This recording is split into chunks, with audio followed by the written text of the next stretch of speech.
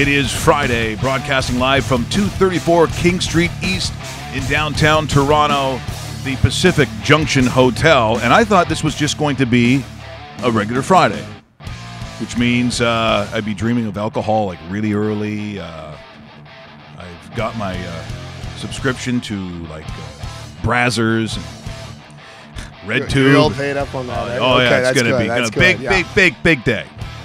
But apparently, this is going to be a much bigger Friday than I thought, and I'm just thrilled to have a gentleman in.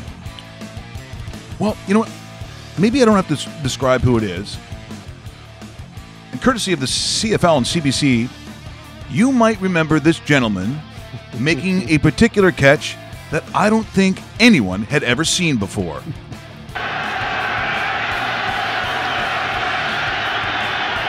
down Argos, Saskatchewan 38.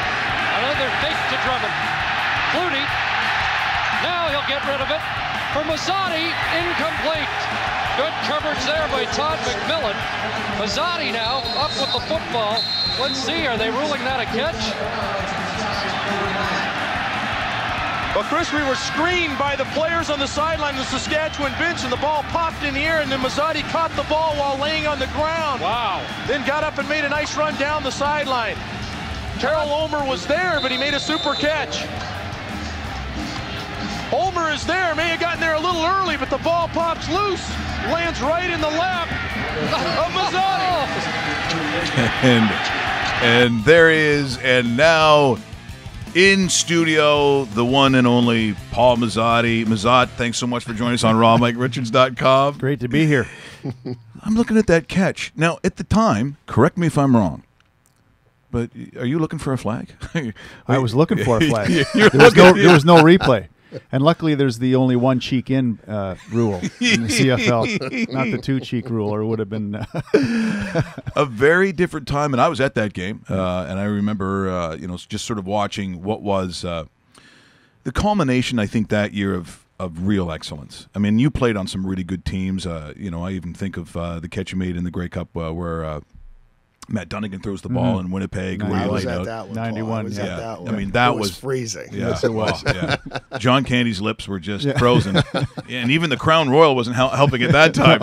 But I said those teams that you played on, and you were so important to those teams. And when you're looking at a clip like that, like, does it all just come flashing back, or is it with you all the time? Because people don't know the level that you played at was the highest of professional levels.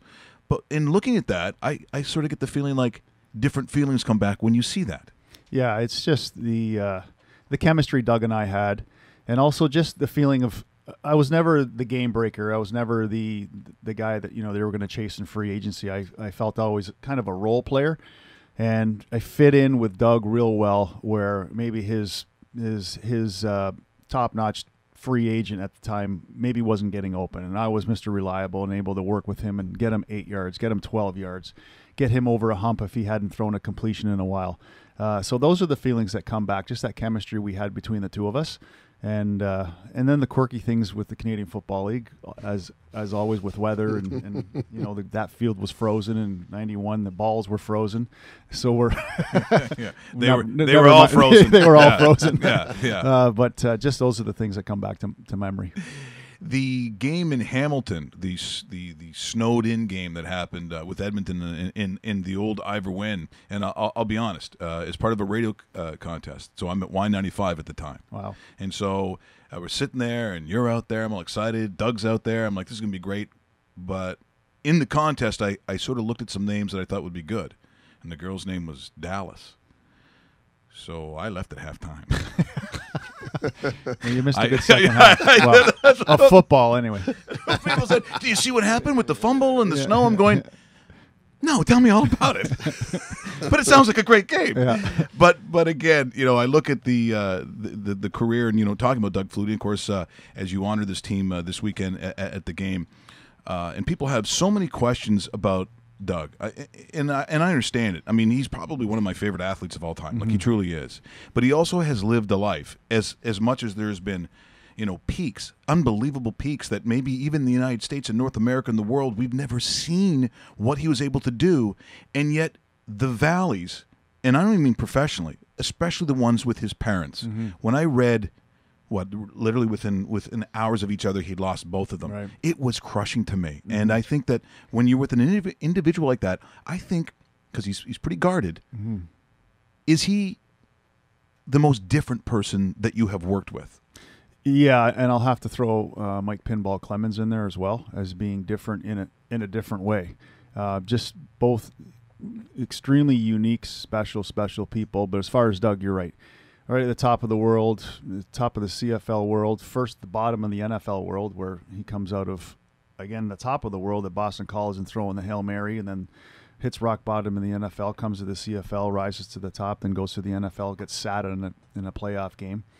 He has trouble with his youngest boy who had autism and was again completely normal until he was 2.5, and then like he does became autistic and came out of all of it.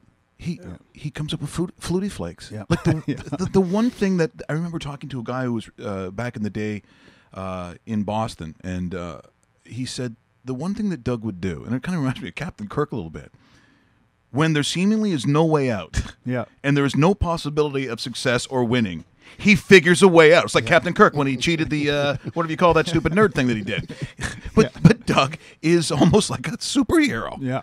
Well, they call it magical, and I know there's a lot of sportscasters in Buffalo who hated that term magical, and those are the ones that couldn't stand Doug Flutie. But then there's the other half of the world that completely loved Doug Flutie, and it really was magic. And he's just again, he's a really unique, different guy, and is special in so many ways. And it was just amazing to share a huddle with him for 2 years. And what was that huddle like when Flutie gathers around that offense and he's dictating exactly what happens? Could you take us into that huddle and tell us what Doug was like in those situations? Yeah, you could always see what was going on in his head. He was always thinking about the next play, trying to be creative, not sticking to the game plan all the time. It was funny. John Jenkins, who hopefully we see on the weekend, was our offensive coordinator. He would hand us a stack of plays, and Doug and I would look at that and, okay, we're going to run about 10% of that because one play can look 55 different ways. It's like, okay, thanks, John, but you could have probably taken 6 days off this week. And let's just talk about that John Jenkins here. Hey, a lot of stuff was going on when John Jenkins was the offensive coordinator.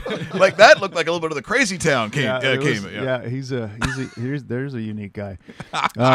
But that was just the way it was. And everything would change within 5 minutes into the game. You would think they were going to run a certain defense, and if they started running things differently, it was like, okay, this is what we're going to do. Not necessarily drawing it up in the sand, but just being able to play with the components of the play and put different things together. Okay, I want on the front side, I want this part of this play, and on the back side, I want this part of this other play. And we would just piece it together and go out there and beat teams. We're in conversation with Paul Mazzotti here on rawmike.richards.com. Those watching on the dedicated YouTube channel, or if you've downloaded us on iTunes, listening on the podcast, and of course now available on TuneIn as well. TuneIn, yeah, so, we're getting bigger and bigger. Yeah, this is great stuff here today. And Paul, when you look at coming out of Acadia, and again, it's one of those schools that, for its size, there was some tremendous success, and some people, if you're not following CIS, it's like you start talking about that weird run that Mount Allison had at one time. It makes the Canadian Football League that much more special. You have guys who have names like Wally Zatilny. Yeah, Wally, talking about you. And remember Mark Chambers, who used to do the PA, now passed away. He was a great guy, but you love the sound of his voice. Yeah. And so Chambers, and I'm watching him. Pass complete to Wally Zatilny. I went, I don't think that's how it's pronounced, Mark. I don't. But where in another league do you get names like that? And for that one moment, as you said, you don't have to be the breakaway star. You just got to be the guy who catches the ball. And in Canada, those guys are gold. Vince Danielson, or you can go down the list of all the guys who are Dave Sapunjis. Like, you were those kinds of guys. Like, if a drive was going to continue, Paul Mazzotti had to make that catch. Yeah, and we understood the game. And you have to be able to perform in weather as well. Bad weather, great weather, but especially coming out of Acadia, and even the weather we faced in growing up in Stony Creek and Hamilton area, where there's the wind, the rain, and being able to understand the game and coming up with that key catch. Like you said, Flutie always wanted 8 yards. Minimum, because he could get the other 2. He had 2 more downs. And I was joking with Damon Allen the other day at a Smile Zone golf tournament. which runs Adam Grave runs it. Great. Oh, it's a great, yeah. Yeah, he's we've had fantastic. Graves on the show. Yeah. And we were talking about how Doug Flutie's probably the all-time 3rd-and-1 rushing leader. If he would crack 60, 70-yard plays off on 3rd and 1. So it was just getting those 8 yards for him. It was just fitting into the system and knowing what your part was and where you fit in was something that I think Canadians know very well. Sometimes we're too apologetic, sorry, Yes, but we kind yeah. of find out where we fit in, and just it creates longevity for all of us. So who was your idol growing up? Who did you look at? Was it a Tony Gabriel? Like who would have been? Yeah, and Rocky DiPietro and, yeah, Tony well, Gabriel, yeah. and those types of players. Joe Poplawski. Joe Poplawski over There in you Winnipeg, go. yeah, Yeah. Hall of Famer. Exactly. Yeah. I had to get that in you had there. to get Sorry, that in, Paul. Yeah, There it he was. said there's a great Rick House. Yes. Oh, yeah. All these he was types of guys. Right? he was killer. He was Yeah, a killer. number 31. Yeah. As a Ticats fan, I was like, get that guy. Yeah. Or Nick Araki. He was Nick one of There you the go, last yeah, guys. absolutely. Big, tall fella. He was a great player. I have to ask you about this gentleman because I've covered the CFL now for about 18 years. I worked with him a little bit when he was coaching the Edmonton Eskimos. Unfortunately, he's not going to be here this weekend because he did pass away, Mr. Don Matthews. This guy was the Don of the CFL, knowing ins and outs of everything.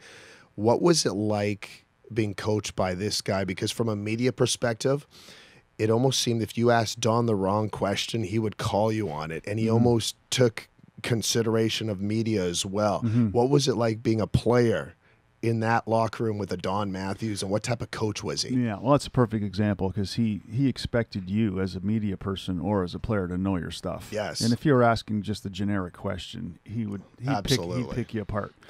So you needed to know what was going on and you need to be able to perform. He always said, players play.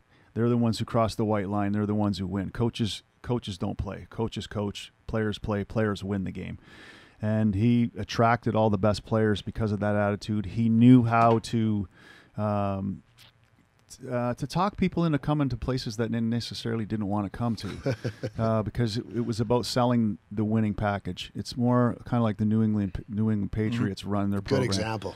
Great example. Where they may take pay cuts or restructure contracts so that they can win.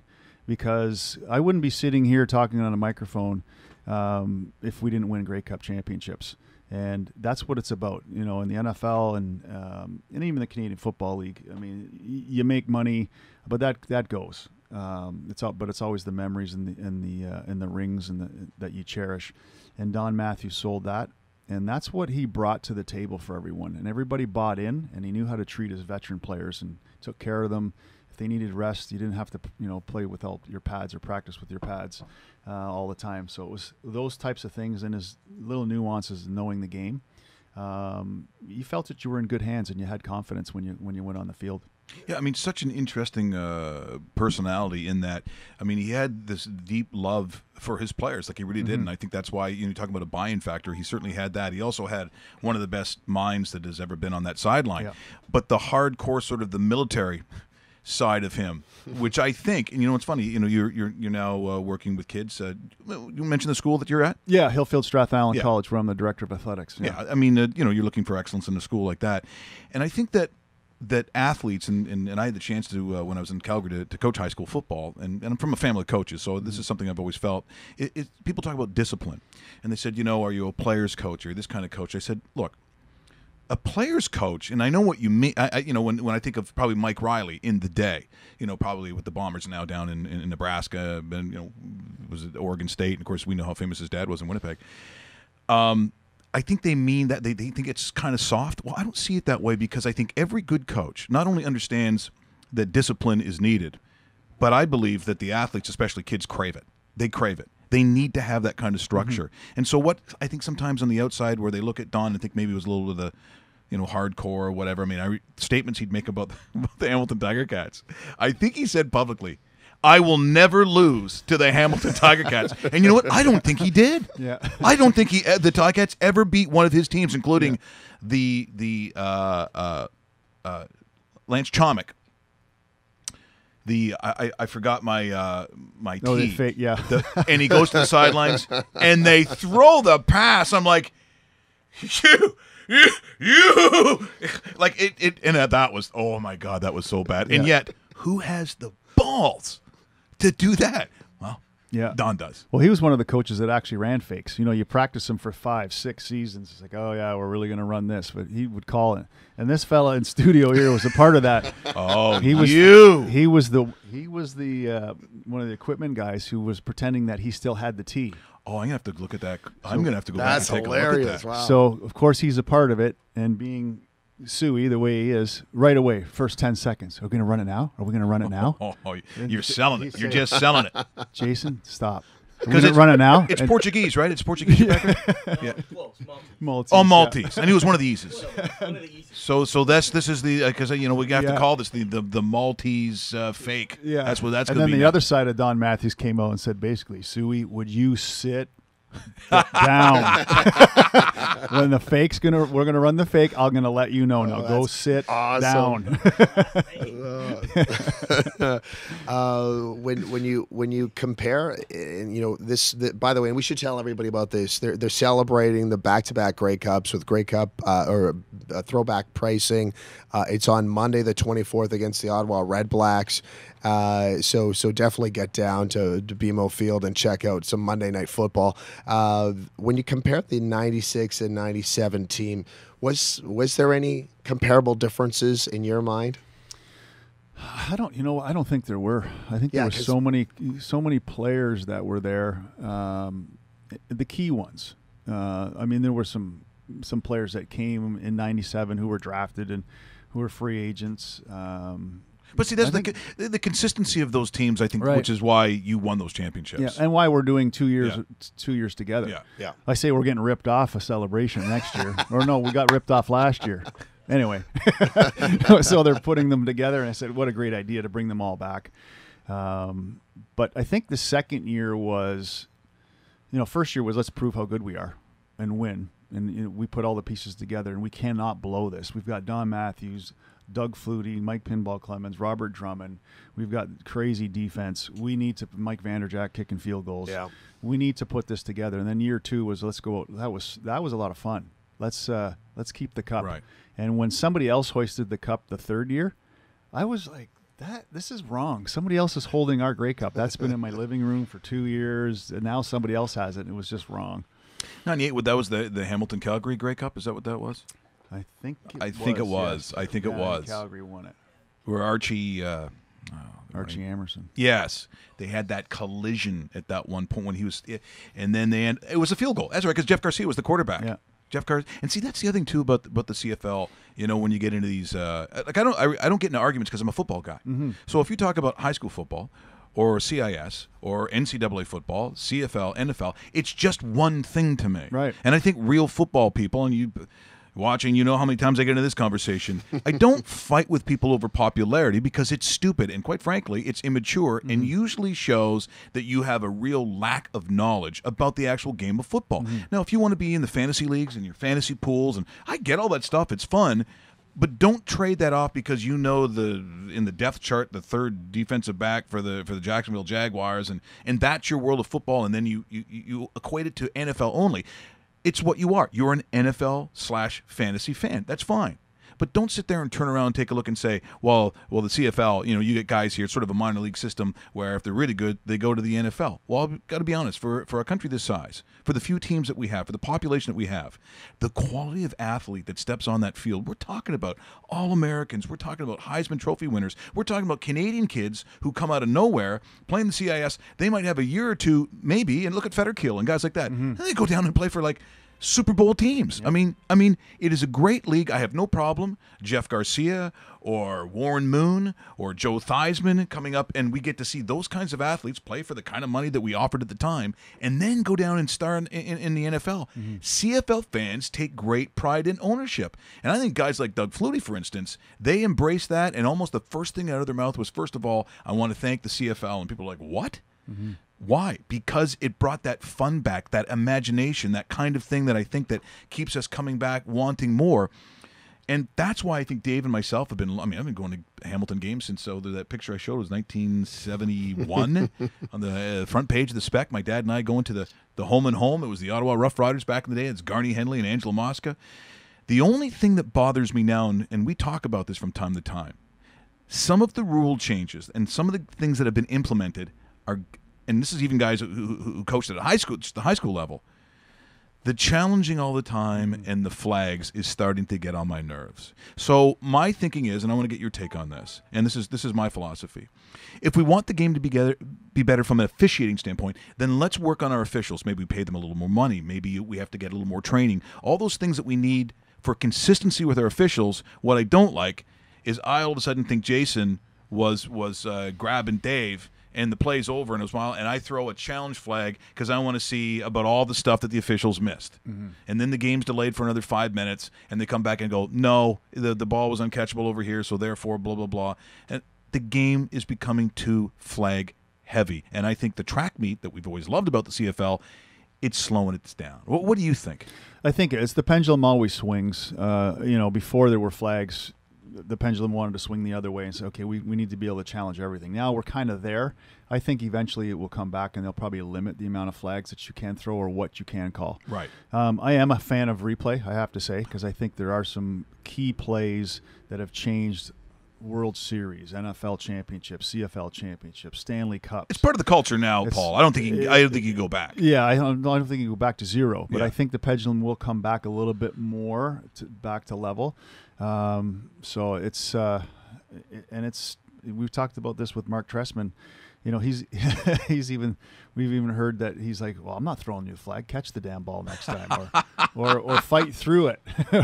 So and you do lose timeouts if you have a poor challenge. So there is a strategy to it. So we'll see what happens in the future. But our refereeing in the CFL has improved tremendously, regardless of the flags and replay. I know when we first played, it was a little suspect. I have to admit.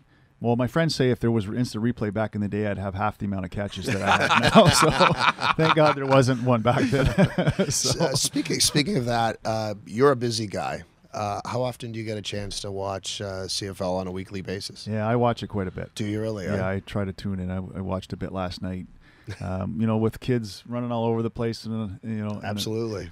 And an old home to take care of, and lots of grass to cut. And summer, it's fine. Enjoying summer for 16 years as part of the Argonauts as a player and in management. 16 altogether. That's awesome. There was the first time I cut the grass, I got the shivers. I'm like, where am I supposed to be? Yeah. I'm not supposed to be cutting grass. So I tune in anytime I get. So let's talk about controversial things now. And you know my show, very, very hard hitting and controversial. Yeah. A lot of Big integrity time. on this show. Big time.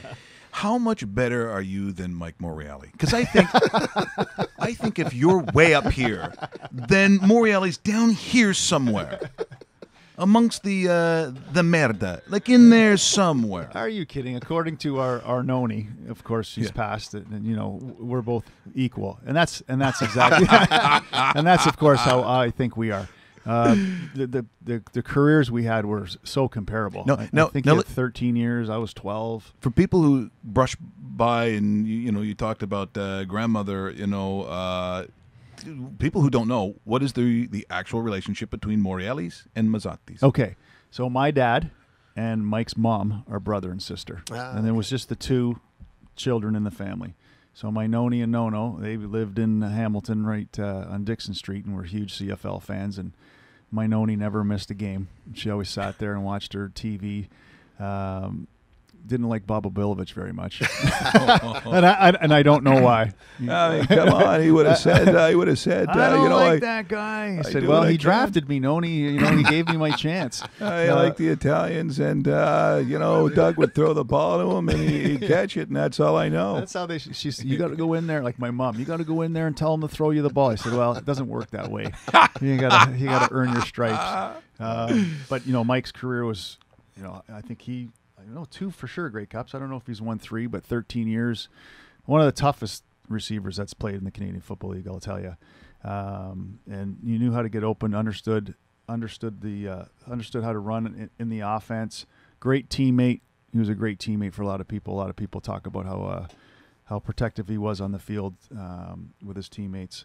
So it was just what a time it was for us to both be on the same team, to win a Grey Cup together for our family, for my dad and his mom, and our grandparents. It was just a real special time.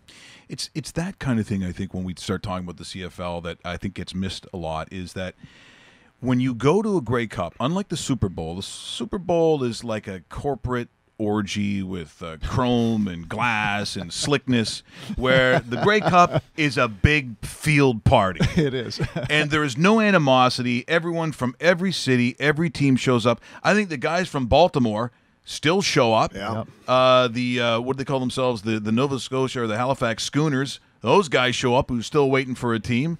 You've got the Booze Brothers, or what do they call themselves? The Box J boys show up. Yeah. And everybody, it's just this part of community, which when they call it the national party, again, not to argue with other people, but I'm saying there are very few things that bring the country together like the CFL. Absolutely. Like the CFL. And I wish, it was embraced more in this city. I find it very difficult. And I'll be honest, talking any kind of football in this town. Yeah. Even if you want to talk about the NFL, well, if it was so great, then why didn't they just flock when the Buffalo Bills would go into the building? Because guess what? They didn't, and the product wasn't that good. It always looked gray. It looked like it was, some sort of B-level game. Like it didn't pass, and I think that sometimes it gets missed, just the cultural connection. People say, well, that's gone. You're 54, you're talking about it. I said, no, I don't think so. I don't think so, because I also look at the new buildings in the league. How about that in Winnipeg, Saskatchewan, Ottawa, they're Hamilton, these places, and BMO Field. Yeah. BMO Field. These are all great places to watch a football game. Yeah, they are. I think the only two, there's 3 stadiums that still exist, but BC Place just renovated. Yes. And then you've got the Cal McMahon Stadium. Is it McMahon? Yes. McMahon, yep. McMahon Yep. Stadium, and then And they're already talking about getting something new there, yeah. too. So. Which are beautiful, big, large stadiums. Yeah. So, no, you're right. And I think it's also the makeup of Toronto. It's almost like no one's from Toronto anymore. That's correct. So everybody's coming in, and they haven't grown up with football. They've grown up with different sports. Unfortunately, football is a dwindling sport in the high schools because of concussion and because of costs.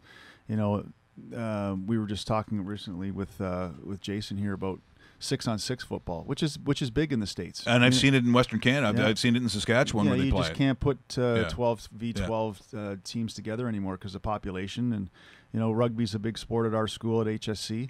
And 15s it's a great sport in rugby, but we're moving to 7s and because it's hard to put teams together. Yeah. So it's about keeping the skill alive, the love of the sport alive. So however we have to do that, whether it's 6-on-6 or flag, and then slowly grow them into contact, that's what we're going to have to do. Well, you know what, Paul? It's been awesome having you here. I know I talked to you off air that I'm a Bomber fan, Right. but I know as soon as you came onto the field, that was a guy that was very respected in across the CFL.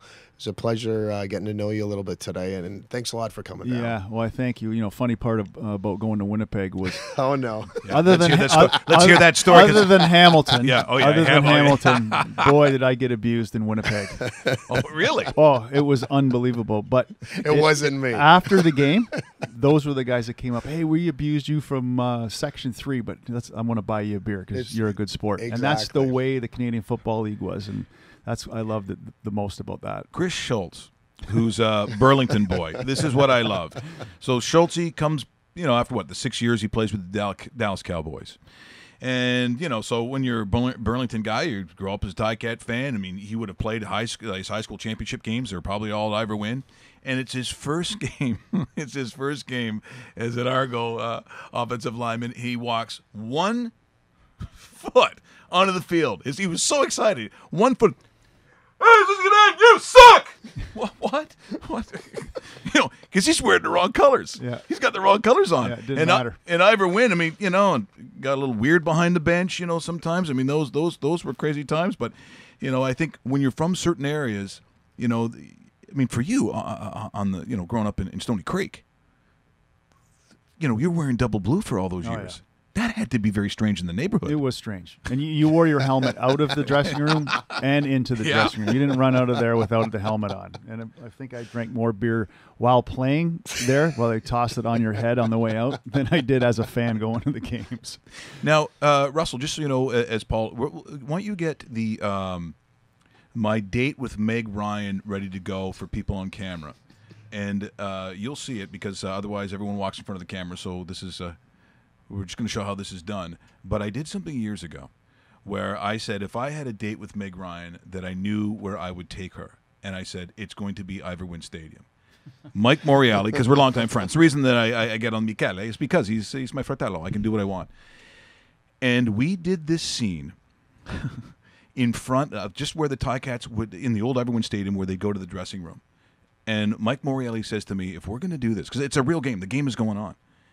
If Ron Lancaster comes out and catches us, we're dead.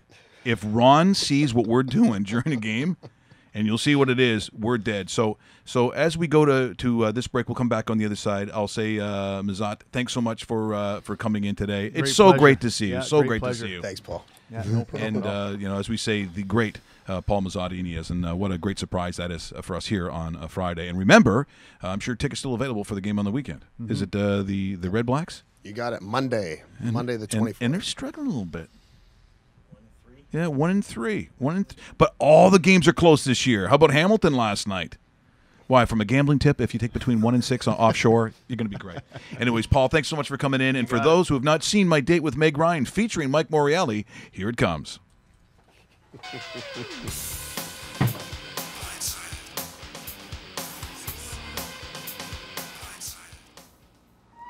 You know, if I were to go on a fantasy dream date with Meg Ryan, I know where I'd go.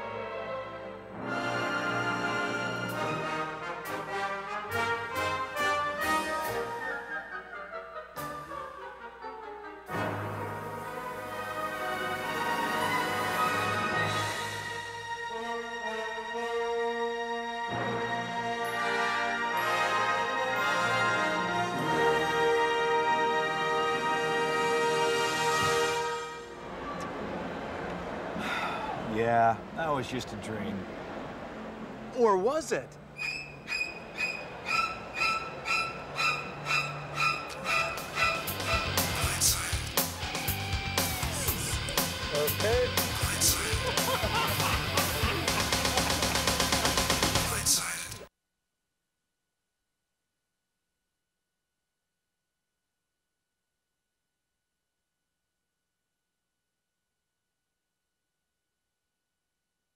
I muted the microphones is what I did.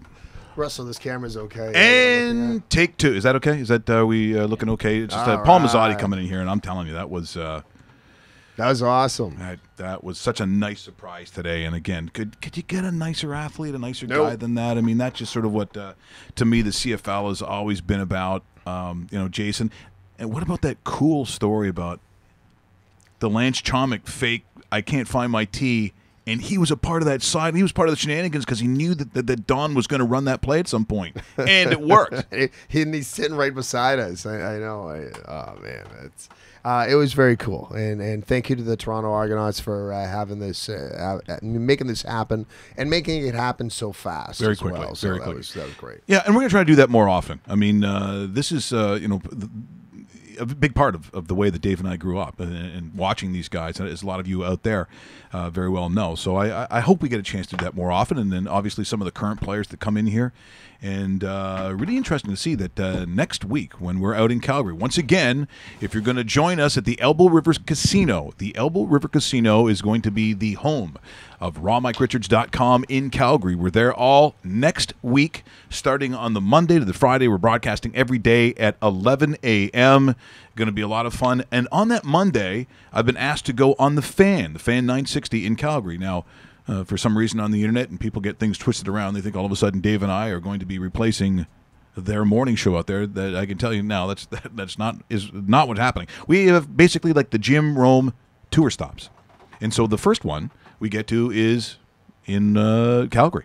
So that's what's happening there. So don't read into it, but it'll be a great time, and I appreciate Kelly Kirsch having me on. So if you can't get down to the show, you're certainly going to hear me on the Fan 960. It's going to be 1 o'clock in the afternoon Mountain Time on Fan 960, now called what? Sportsnet 960 The Fan, or whatever they do. There's way too many words in that. Yeah, there's a little bit.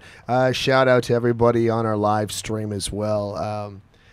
For the record, I did not have too many Cuban cigars last night. No, that would have been me if we're talking about being like that. Absolutely. My limit is 1. And no, but too much air conditioning lately, Mike. In the happens car, to people, a lot of people. In and out. I mean, it sucks though. 30 degrees outside, and I sound like this. Yeah. I mean, it's not January. But it may as well be in my. It happens to a lot of people. You get cranked out in the heat. You come in, then you turn up the air conditioning. You go to bed at night, and that's when all the the evil happens. It is. So once again, huge thanks to Paul Mazzotti. Sticking with a football story, by the way, and a lot of people might know the story because of a movie. That, of course, is Michael Oher. So Blindsided. It was called The Blind Side. Good movie. Yeah. Yeah, The Blind Side. So that was Michael Oher in the story with. Sandra Bullock was in it, and how she basically adopts him. And although there are people still who take some really big swipes, saying that they bought a kid for their own benefit. Mm-hmm. I mean, there's still some weirdness around that story. But all I know is that family taking Michael in, getting him to college, and then getting him to the pros. That was not going to happen. And I think that he did. At least my thinking is he did become that part. They love him, and he loves that family. So. It was a career that started, I think, back in 2009, I want to say, because he's just been released by the Carolina Panthers, and it has to do more with the concussion protocol, Dave, which, not surprisingly, when you protect the quarterback, when you're protecting that blind side, that is why they pay so much money, because it is brutal to get in there and put up with that punishment. So he was put on protocol, and so he does understand. In fact, on his Twitter account, he said, while on the plane headed to see concussion specialist Mickey Collins, and look, some of these guys, that's what they do. I mean, these concussion specialists, Dave, they see everyone in every sport that is contact, and these are the top guys. So I learned that Dave Gettleman had been dismissed. This news I hated to hear in this business, but for him, it had more to do with his own protocol, and he understands it. As he says, the brain is a scary thing. You have to be careful with it. So once again, he has been released. I think he gets $900,000 this year, but considering the years that he's played in the NFL, it was 2009 when he was a first-round draft pick of the Baltimore Ravens. Yeah, because a lot of people still think of him sort of as a Raven, but once again, let go. But that was of the football movies. Like, do you like football? Because sometimes when I see football movies, I'm like, okay, how bad is this going to look? 'Cause, That's the part. And baseball movies, too. Baseball movies Like how to me. cheesy it's going to be. Hockey movies, up until lately when you get Goon and some Canadians do some of those movies, if you put hockey in a movie, it's destined to be just terrible. You know what is a good hockey movie, though? Miracle. Miracle's an excellent movie. With Kurt Russell as Herb Brooks. Herb Brooks, no, I don't think he'd passed when he did that. No, because I think he'd talked to him still. Correct. But people say it's weird because when I think of Kurt Russell, I do not see Brooks in my head. No, and he was good. He was really good. Guys like the captain, Mike Eruzione. Eruzione, yes. Says there were moments when he's watching it and the way that he's going, he goes, he was Herb. He became Herb Brooks in that. And that's just not normally what I've seen. That was a great movie. That was a good hockey movie. But then how they work hockey now, it seems like they take, like, She's Out of Your League? Have you ever seen that with Jay Baruchel? Okay, there's a movie. I've heard of it. If you haven't seen it, yeah. That movie is frickin' hysterical. She's Out of My League is unbelievably one of the funniest movies when they play like stickball or, ball hockey in their basement. Yeah. They call it Let's Play. It's a challenge they do because they're supposed to be in the Pittsburgh area. Let's do a hockey regatta. That's what they called it. That makes no sense whatsoever. But those who have seen the movie, you know what I'm talking about, that scene. The hockey regatta. There's two brothers. One's Jay Baruchel, and the other's a guy who's a bit of a doorknob. Jay Baruchel gets the attraction of a girl that is way out of his league. But in order to impress each other, they try to play this ball hockey, and the family only cheers for the older son.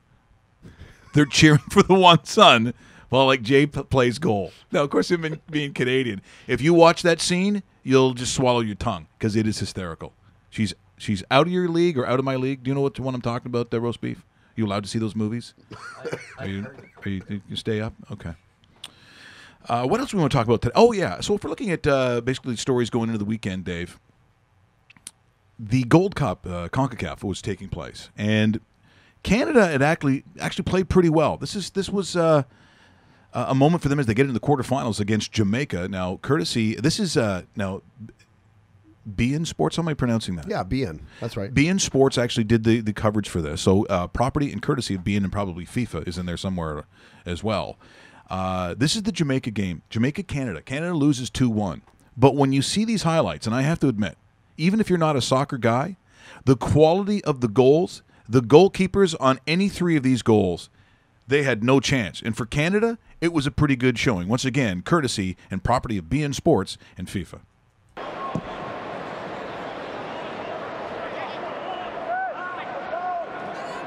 Bouncing through, Maddox fires the ball across. Oh, no chance. Jamaica has scored first.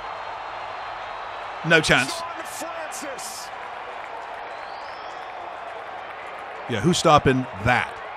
That's bar down, is really what that is, by definition. 1-0 Jamaica. The Jamaicans. Now watch this. This is like premiership quality goal. Watch. Mario Williams, dangerous as ever. Mario Williams has scored. Bending it, breaking the ball in. The goalkeeper almost had it. Like he read it. Watch how close. Tipped it, but just impossible. In the 6th minute, now they score in the 5th minute out of halftime. So into the 61st minute, here comes Canada, and this is also sheer quality. Oh. Junior Hoylett with a golazo, pulling Canada back within one. Absolute sheer quality. That's like a Bastel-like delivery right there. Bastel no longer in the league. Shaming himself with that incident. There we go. There it is, 2-1 Jamaica. But look at those goals. You tell me any goalkeepers coming up with those? No, exactly. You know what? No. Overall, good results for Canada at the Gold Cup. 2 draws, a loss, a win.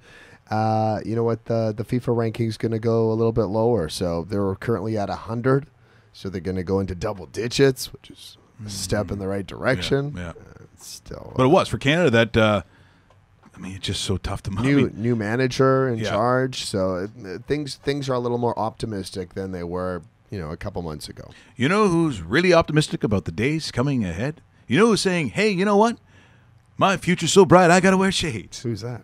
O.J. Simpson. Oh, okay. O.J. Simpson yesterday, it got weird too. I don't know if you watched some of it. When they were all joking around and all having laughs, I was like, okay, this has got to be terrible for some people to watch this. The Golden family not yucking it up, I'm sure. At one point, one of the women on the parole board says, I have it down here, you're 90? As in 90 years old.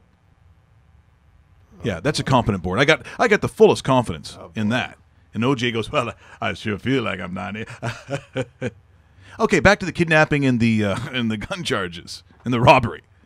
So if you didn't see it yesterday, and I'm not sure who this is from, but I think CNN had it. What was this called? Do we know where this is from? What does it say?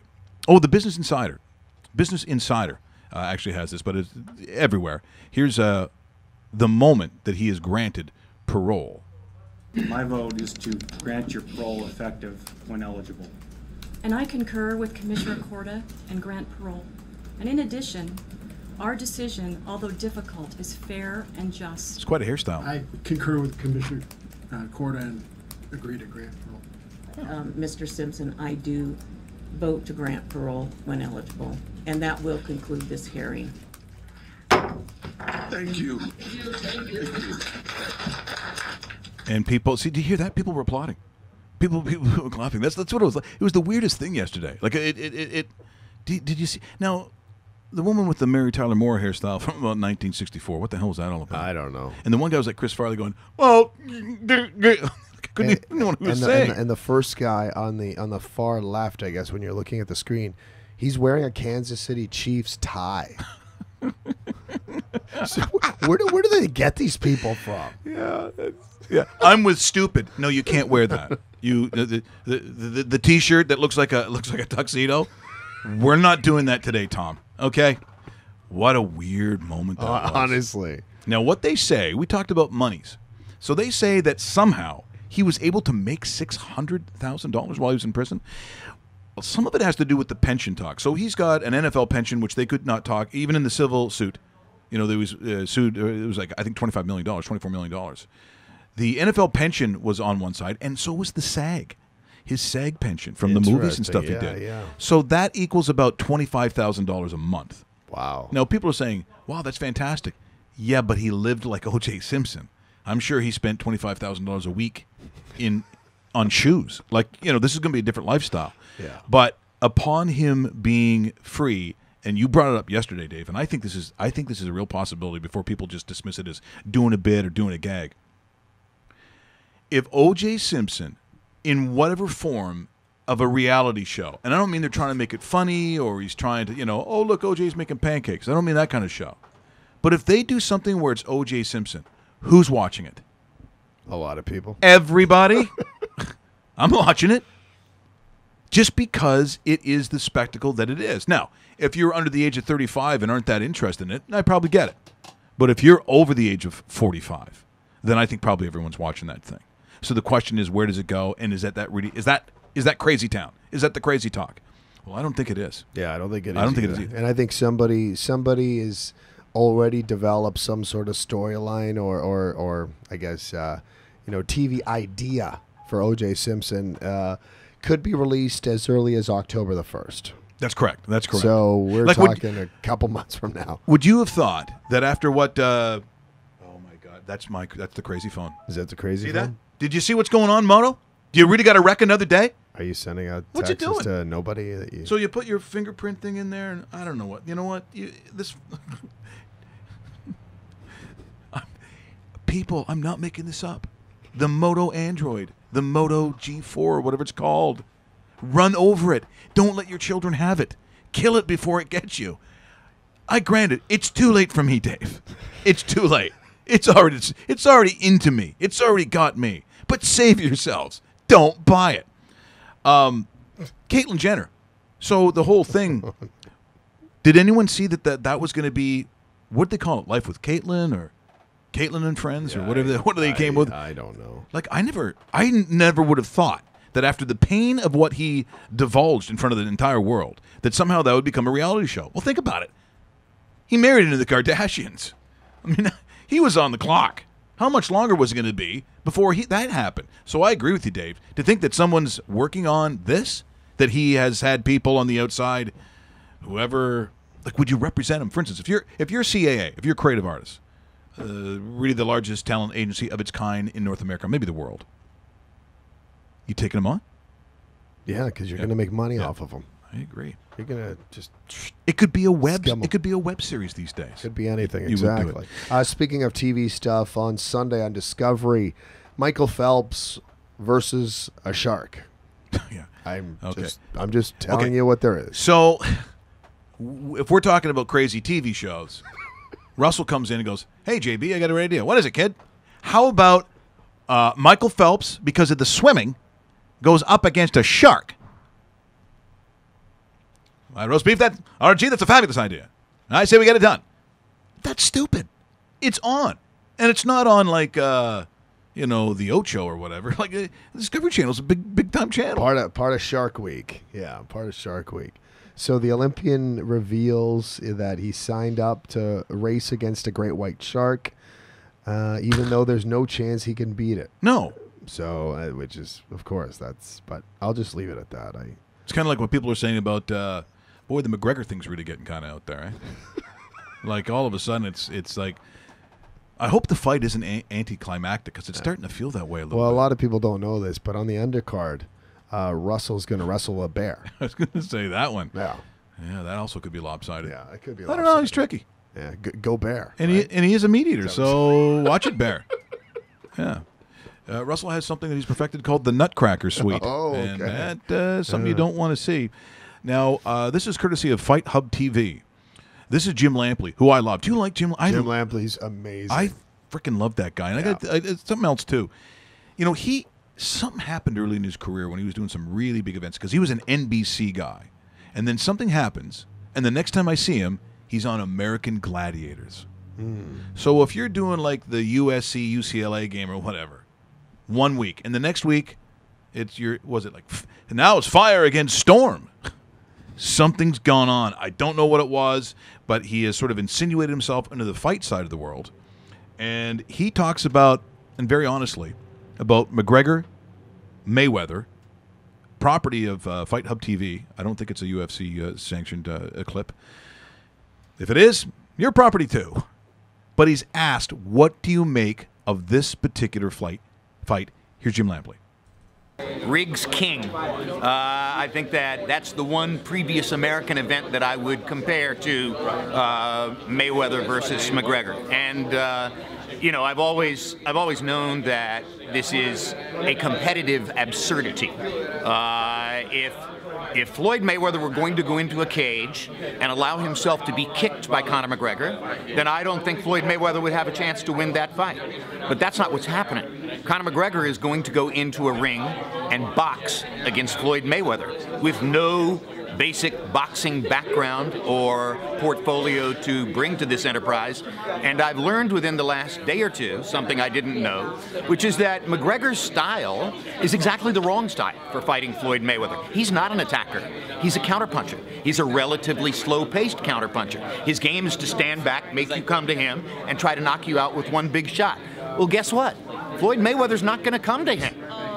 He's not going to play into any counterpuncher's hands. The one style that nobody's ever laid a glove on Floyd from is that of the natural counterpuncher. The only two guys who ever gave Floyd Mayweather significant trouble over a period of time were Jose Luis Castillo in both of their two fights and Marcos Maidana. Both of them face-first aggressive brawlers who forced Floyd backward into the ropes and threw 75 or 80 punches around trying to land something. Conor McGregor throws about 40 punches per round, and he stands back as a counterpuncher hoping the guy will come to him. That's the worst style in the world for fighting Floyd Mayweather. So it's even worse as a competitive event than I thought it was before it was made. That is Jim Lampley, once again, courtesy of Fight Hub TV. I think very interesting because, Dave, as we look at it on our side of the world, the degenerate side of the world, the gambling side of the world, if I'm listening to Jim Lampley and saying that the one guy doesn't want to throw punches, the other guy's going to wait back to counterpunch, I'm kind of liking decisions and anything over 9.5 rounds. 9.5. You double your money on that. That's exactly what that conversation just said. Also, before we go here today, Hugh Freeze. Hugh Freeze is or was the head coach at Ole Miss. Oh, boy. The Rebels. Speaking of Michael Orr, maybe it's a good thing that Hugh Freeze was not the head coach at that time, simply because he's been relieved of his duties. It's very nice here. You're going to see a press conference courtesy of Ole Miss Sports. He was calling prostitutes on the phone, the university phone. And at first it looked like a one-off, no pun intended, but they said we'd prefer our head coach to not be hiring prostitutes. Earlier this month, as is reported, in response to a public record request, we released Coach Freeze's work-related phone records for 6 days in January of 2016. Uh-oh. Coach Freeze redacted personal calls from those phone records before they were released. There was a phone call that was not redacted, and it was brought to our attention in the middle of last week. We did a quick assessment and determined that this was the only time that that particular number was ever called from Coach Freeze's phone since he started working here at Ole Miss in 2011. The only time. Because the call lasted less than 1 minute and did not appear at the time to be part of a pattern, we initially attributed this call to a misdialed number. Sure. As part of our core values in running the athletics program, we have an obligation to do the right thing, so we proactively looked into the rest of his phone records. Not good. In our analysis, we discovered a pattern of conduct that is not consistent with our expectations as the leader of our football program. Oh. As of yesterday, there appeared to be a concerning pattern. Oh, a pattern. So Chancellor Vitter and I spoke with Coach Freeze last night. Oh, that'd be a great conversation. We discussed the entire situation. Yeah. Coach Freeze was very transparent, open, honest. Very open and honest. Admitted the conduct. Okay, well, we don't need to hear any more. Earlier this picking on a guy just because he's calling for girls. That's not right. Dave, leave him alone. There's a lot of pressure as a football coach. Sometimes you need a release. Maybe not that kind of release. Maybe not a hand release. You looking for happy endings? Don't go to Ole Miss. They're not big on it. It's not the conduct they're looking for, Dave. No, definitely not. That's why Russell was turned down for his football scholarship. Very upset. He was going there as a punter kicker? Or yeah, he was kick returner. Okay, that's big time fine. kick returner. Oh, okay, that's fair. Yeah. Talking to third person. Oh. Yeah. Russell Graham's going to return some kicks. Oh, jeez. Don't touch Russell. Okay, wow. What? That was a good Friday, Dave. Did we become best friends? Yup. You want to go do karate in the garage? Yup.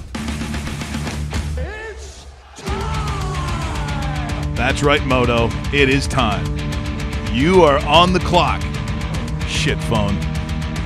Would like to thank the one and only Paul Mazzotti. Dave, that was Dave Bastel going out and making that happen. And I got to tell you, that was a treat for me, and I think a treat for all of you. For those of you who are listening on the podcast, you just hear the kind of person comes right out. Just an outstanding guy.